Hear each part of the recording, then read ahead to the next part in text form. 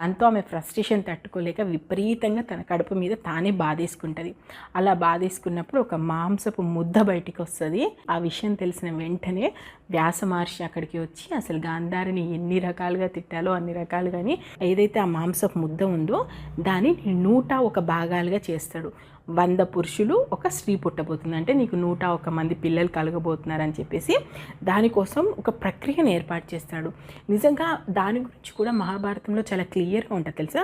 నేతి కుండలు అంటారు కదా, అట్లా నేతి కుండలతో చేసినటువంటి దాంట్లో ఆ పిండాన్ని ఉంచి ప్రతిరోజు నీళ్లు చల్లుతూ గాంధారి తన స్పర్శని ఇలా ఇలా అందిస్తూ ఉంటుంది. అలా రోజు చేయమని చెప్తుంది.